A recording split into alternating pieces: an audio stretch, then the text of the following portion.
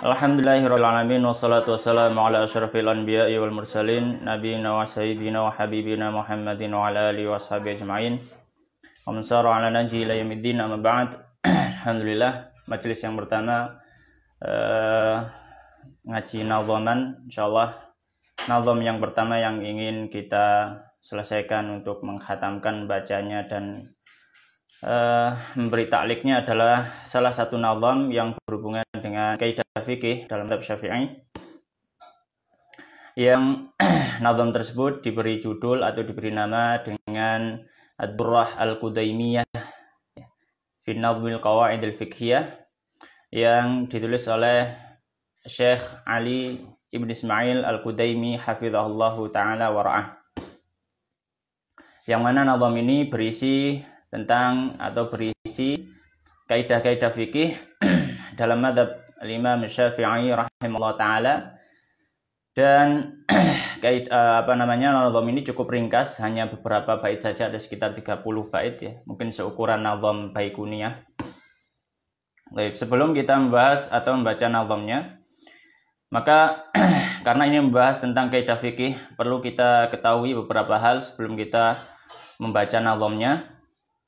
Di antaranya kita perlu mengetahui 10 hal yang berkaitan dengan kaidah fikih, yang di mana Al-Imam Ibnu Sabban rahimahullah taala beliau mengumumkan hal ini dalam nadhamnya. Beliau mengatakan inna mabadi'a kulli fannin ashrah al-hadd wal mawdu' thumma thamarah wa fadluhu wa nisbatun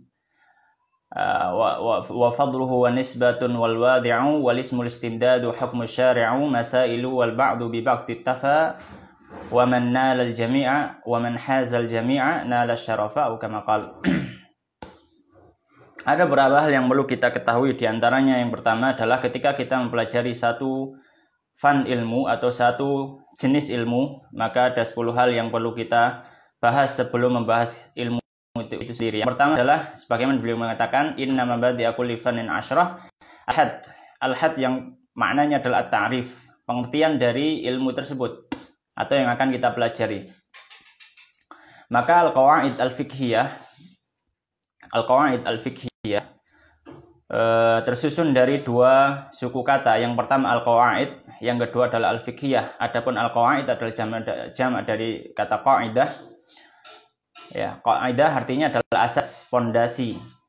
Adapun al-fiqhiyah adalah nisbah nisbah kepada qawaid dan berasal dari kata al-fiqh ya. Berasal dari kata al-fiqh. Ya, fikih sendiri adalah ilmun yu'rafu bihi atau al-fiqh adalah ma'rifatul ahkami syar'iyyatil muktasab min adillatiha at-tafsiliyah. Yaitu fikih sendiri artinya adalah ilmu atau mengetahui hukum-hukum hukum perbuatan dari seorang hamba yang diambil dari dalil-dalil yang rinci. Dan para ulama mengatakan bahwasanya al-qawaid al-fiqhiyah maknanya secara istilah adalah al-qadaya al-kulliyah al-fiqhiyah, yaitu satu kaidah-kaidah dasar atau kaidah-kaidah umum yang mencakup beberapa permasalahan fikih. Kemudian pembahasan kedua adalah al-hadd wal mawdu'. Yang kedua adalah al-mawdu', yaitu pembahasan ilmu ini dalam masa lama. Maka pembahasan ilmu qawaid fikih itu membahas tentang kaidah-kaidah fikih, ya, tentang kaidah-kaidah fikih yang mana dari kaidah nanti bisa ditatbik atau diterapkan pada masalah-masalah fikih yang ada. Al-hadd wal mawdu' thumma thamarah. Kemudian buahnya. Apa buah ketika kita mempelajari kaidah fikih? Buahnya adalah kita akan menjadi mudah dalam menentukan hukum suatu masalah fikih, baik itu masalah klasik atau kontemporer. Ya, baik itu masalah klasik ataupun kontemporer, karena dengan memahami kaidahnya kita mengetahui hukum yang dihasilkan dari masalah tersebut. Baik. Al-hadd wal mawdu' thumma thamarah. Kemudian yang ketiga wa fadluhu, keutamaan. Apa keutamaan ilmu qawaid fikih? Maka keutamaan ilmu qawaid fikih seperti keutamaan ilmu-ilmu yang lainnya, dan dia masih masuk dalam cabang ranah fikih. Maka masuk di dalam hal ini sabda Nabi sallallahu alaihi wasallam, "Man yuridillahu bihi khairan yufaqihu fiddin." Siapa yang Allah inginkan kebaikannya, Allah akan memahamkan dia dalam masalah agama. Jadi orang mempelajari kaidah fikih maka termasuk orang yang diinginkan Allah mendapatkan kebaikan. Kemudian wanisbatun, yang kelima adalah nisbah. Penisbatan ilmu ini, ya maka ilmu qawaid al-fiqhiyah itu masuk dalam cabang ilmu fikih. Ya, dia adalah subcabang dari fikih. Masuk dalam ranah ilmu fikih. Dari ilmu fikih masuk di dalamnya ada usul fikih, di antaranya juga qawaidul fiqhiyah. Kemudian di antaranya kemudian berikutnya al-haddu wal maudu'u tsumma tsamarah, ya.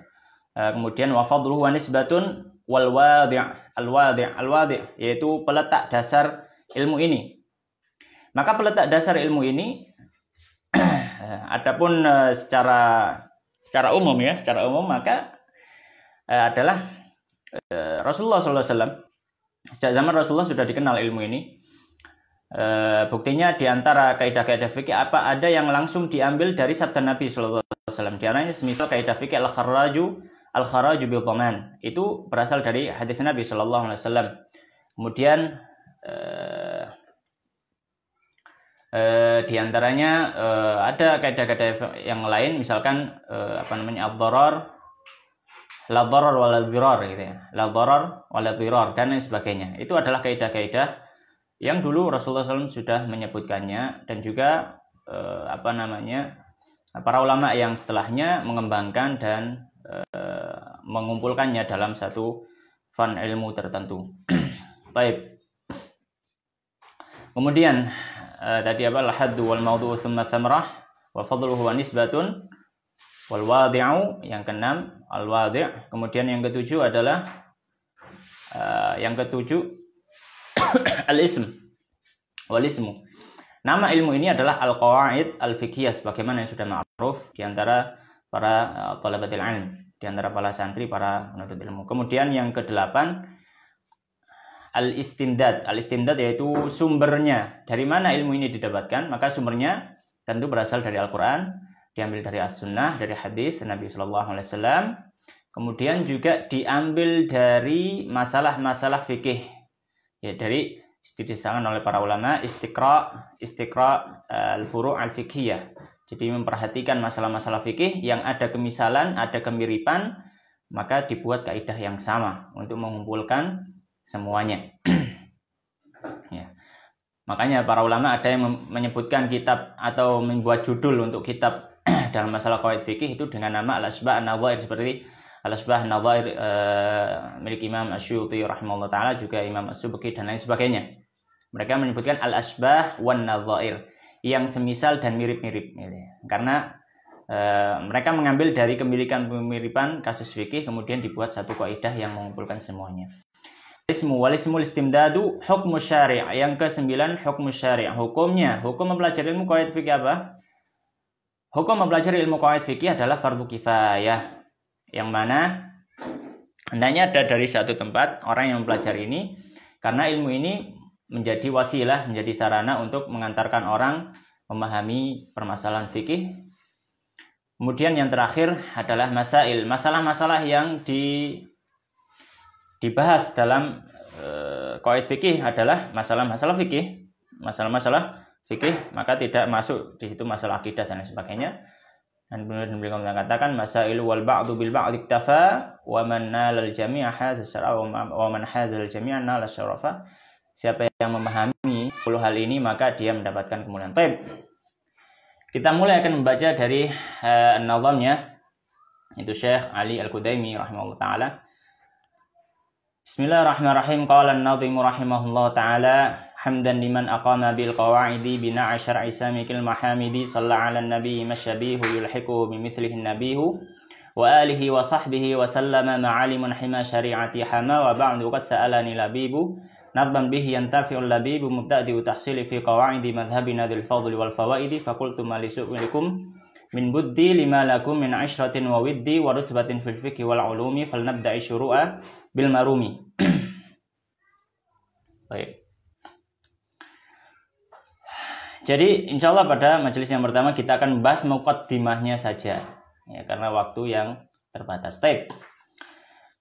Qala an-nazim rahimahullah ta'ala hamdan liman aqama bil qawaidi. Hamdan, ya, segala puji bagi Allah, liman aqama, bagi orang yang menegakkan bil qawaidi, dengan dasar-dasarnya, dengan asas-asasnya. Bina asyar'i, bina di sini jadi maf'ul bih, ya, maf'ul bih dari kata aqama. Aqama bina asyar'i samikil mahmidi bil qawaid, gitu. Takdirnya seperti itu. Baik. Jadi beliau mengatakan, ya, hamdan liman aqama bil qawaidi, segala puji bagi Allah tentunya, bagi orang yang telah menegakkan dengan pondasi-pondasinya, menegakkan apa? Bina asyar isa mikil mahamidi, bangunan syariat yang tinggi. Samik artinya adalah ali murtafi', ya, tinggi. Mahamidi, ya, yang tinggi pujiannya. Maka di awal, di bait pertama ini beliau memuji Allah Subhanahu wa taala. Jadi beliau memuji Allah Subhanahu wa taala. Hamdan di situ adalah jadi maf'ul mutlak, takdiru adalah ahmadullah ya hamdan. Ahmadullah ya hamdan, seperti kata syukran, ya. Seperti kata syukran misalnya. Kata syukran itu juga ada mahdhuf yang ditakdirkan, yaitu asykuruka syukran, dia adalah maf'ul mutlak. Baik. Maka di sini beliau memulai memuji Allah Subhanahu wa taala, dan di sini ada bara'atul istihlal. Apa maksudnya bara'atul istihlal? Dalam menulis satu kitab, satu nazam atau satu matan, biasanya para ulama di muqaddimah menyebutkan isyarat-isyarat mengenai ilmu yang akan dibahas. Ya. Mengenai ilmu yang akan dibahas. Misalkan Imam Al-Imriti misalkan. Al-Imriti dalam nazam Majrumiyah beliau mengatakan alhamdulillahilladzi qad waffaqa lil ilmi khaira khalqihi walituqa hatta nahat. Hatta nahat, ada kata nahat. Nahat berasal dari kata nahayanhu, kata nahwu. Hatta nahat qulubuhum li nahwi famin 'azimi sya'nihi lam tahwi fa usyribat makna dhamiri syani, ada kata dhamir. Fa uribat, ada kata i'rab. Jadi di awal-awal muqaddimah sudah beliau mengisyaratkan bahwasanya nazam ini nantinya akan berisi tentang masalah-masalah nahwu. Ada kata nahwu di situ, ada kata i'rab, ada kata dhamir, dan juga semisalnya. Di sini beliau mengisyaratkan liman aqama bil qawaidi, ya, ada kata iqaida. Maka nanti pembahasan nazam ini pasti berhubungan dengan kaidah-kaidah. Ini disebut bara'atul istihlal. Baik. Kemudian bait yang berikutnya beliau mengatakan hamdan liman aqama bil qawaidi bina asyar isa mikil mahamidi shalla 'alan nabihi Salla 'alan nabi masyabihu yulhiquhu bimithlihin nabihu. Salawat, semoga salat dari Allah Subhanahu wa taala 'alan nabi, atas Nabi sallallahu alaihi wasallam. Masyabihu, ya. Selama asyabih maknanya adalah an-nadhir, yang misal, ya. Selama ada hal yang semisal, yulhiquhu bimithlihi, yang masuknya atau menggabungkannya ke dalam yang semisal juga. Siapa yang menggabungkan? An-nabihu. Yang menggabungkan adalah an-nabihu. Yulhiquhu bimithlihi an-nabihu. An-nabih bermakna al-mutayaqqib, orang yang faqih, orang yang faham. Nah, jadi kaidah kedua ini beliau isinya ada dua. Yang pertama tadi isinya ada dua juga. Yang pertama adalah memuji Allah, kemudian yang kedua ada bara'atul istihlal, yaitu isyarat terhadap ilmu qawaid, ilmu kaidah fikih. Kemudian yang kedua adalah beliau bersolawat atas Nabi Shallallahu Alaihi Wasallam. Kemudian juga ada isyarat tentang apa sih itu qawaid fikih. Qawaid fikih itu adalah, ini beliau menyebutkan masyabihu yulhiquhu bimithlihi an-nabihu. Takdir kalamnya adalah ma asyabihu, atau an-nabih yulhiqu asyabih bimithlihi. Orang fakih itu memasukkan satu permasalahan kepada permasalahan yang semisal dalam satu kelompok. Kemudian dari kumpulan masalah-masalah yang semisal tadi diambillah satu istimbat kaidah yang mengumpulkan semuanya. Ya, maka ini juga masuk bara'atul istihlal. Baik. Kemudian yang berikutnya yulhiquhu bimithlihi nabi wa alihi wa sahbihi wa sallama ma'alimun himas syari'ati hama. Beliau mengatakan wa alihi wa sahbihi wa sallama. Wa alihi takdirnya adalah wa shalla 'ala Allah, kemudian wa shalla 'ala nabi afan. Wa shalla 'ala nabi, kemudian wa shalla 'ala alihi nabi sallallahu alaihi wasallam, ya. Dan salawat wa alihi atas Nabi sallallahu alaihi wasallam, atas keluarganya Nabi. Keluarganya Nabi adalah ada khilaf, ada perselisihan. Ya, intinya adalah keluarga Nabi adalah orang-orang yang bertakwa kepada Allah Subhanahu wa taala. Dan juga ya keluarganya Nabi yang kita pahami adalah keluarga Ahlul Bait Nabi sallallahu alaihi wasallam, wa alihi wa sahbihi, dan para sahabatnya. Para sahabat maknanya adalah kullu man laqiyan Nabi sallallahu alaihi wasallam fi hayatihi wa huwa mu'minun bihi wa mata 'ala dinihi walau takhallala 'alaihi riddah. Jadi sahabat Nabi adalah orang yang bertemu Nabi waktu kehidupannya, beriman kepada Nabi, meninggal di atas agamanya Nabi, meskipun pernah sempat sempat murtad gitu ya. Alal asah, ya. Ada khilaf di antara apakah orang yang para sahabat yang pernah murtad kemudian kembali masuk Islam itu masih disebut sahabat atau bukan, ya, ada khilaf. Tapi yang sahih adalah dia tetap sahabat. Wa alihi wa sahbihi wa sallama, ya, dan juga keselamatan, ya, dan juga keselamatan. Jadi memberikan salawat pada Nabi, kepada keluarganya, kepada para sahabat, dan juga memberikan salam, ya, memberikan salam. Wa alihi wa sahbihi wa sallama ma'alimun hima syari'ati hama. Ya. Ma di sini maknanya adalah selama gitu ya. Tadi juga sama, masyabihu itu juga selama gitu. Ma'alimun hima syari'ati hama. Salawat dan salam ini sampai kapan? Ma'alimun hima syari'ati hama. Selama ada orang yang alim, seorang yang memahami agama, yang dia tetap menjaga syariat Islam. Ya, alimun takdir kalamnya adalah alimun hima syariah.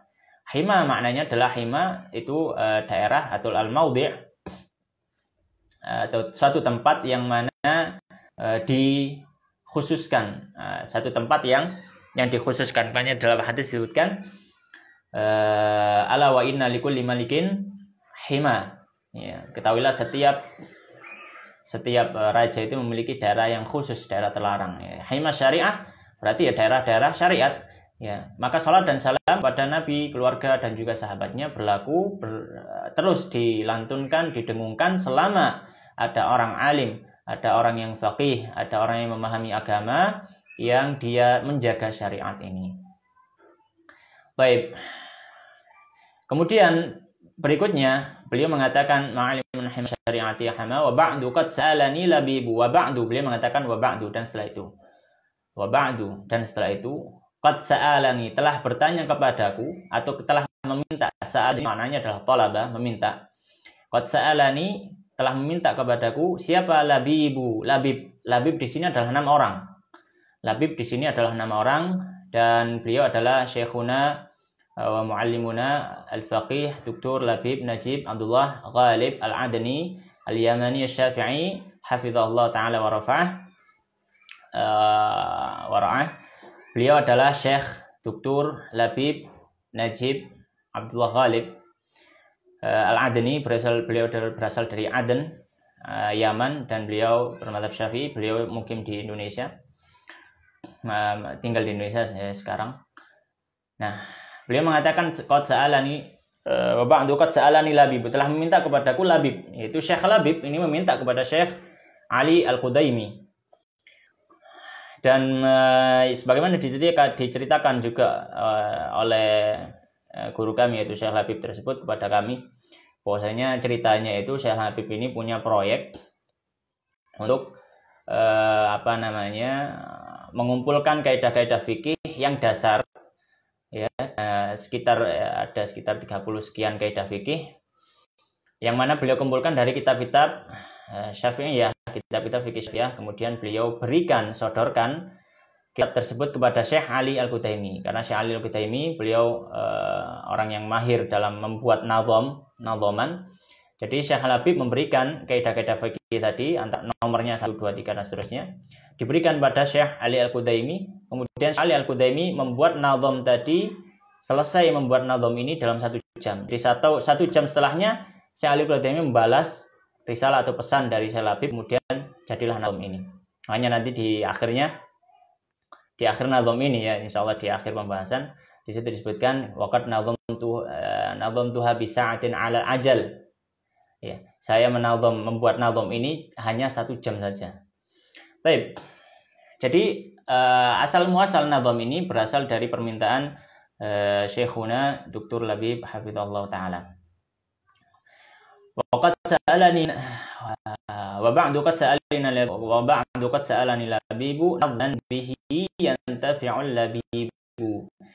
Minta apa? Nazam yang mengambil manfaat, bisa mengambil manfaat bihi dengan nazam tersebut, al-labibu orang yang cerdik.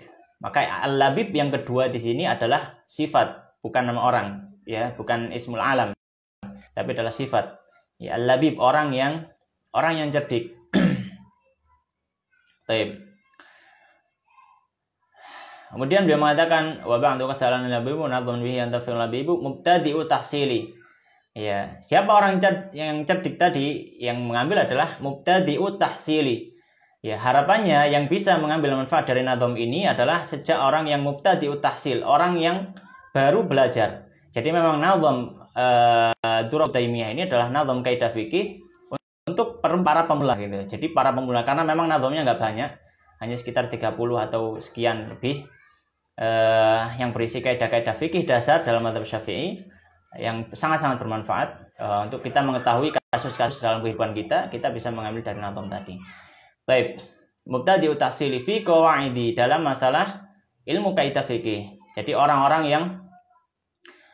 yang baru belajar ilmu kaidah fikih, maka ini sangat cocok nazam ini untuk pembelajaran dasar gitu ya, pembelajaran dasar. Mubtadi'u tahsili fi qawaidi madhhabina, fi qawaidi itu belum selesai.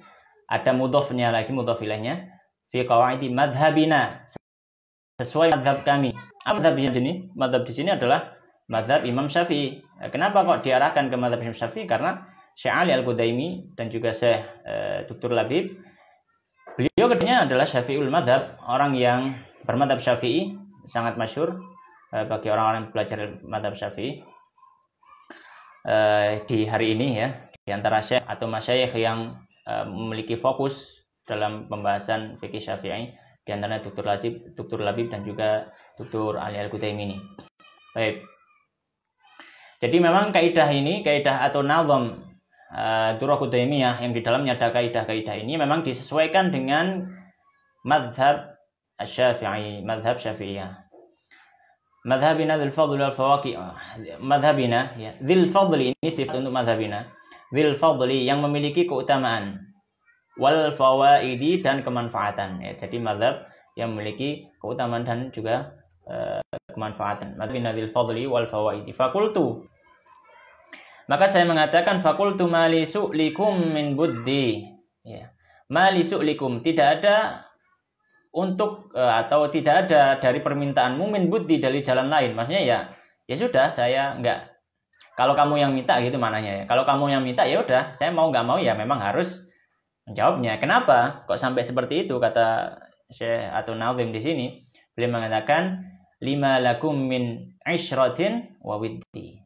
Kenapa kok sampai demikian? Kenapa ketika diminta kok nggak nolak? Ya, memang mau nggak mau harus dijawab. Maka beliau mengatakan karena bagi engkau, yaitu orang yang meminta, yaitu Syekh Labib ya, min ishratin, dari kekeluargaan, wawiddi dan juga rasa cinta. Nah, ini hendaknya seorang atau di antara para penuntut ilmu syar'i, di antara para guru ya, menunjukkan hal semacam ini sebagai contoh kepada para murid, pada para thalabah ya, pada para thalabah, meskipun ada beberapa khilaf, beberapa perbedaan di antara guru, maka keduanya tetap menjalin silaturahim, tetap menjalin hubungan yang baik.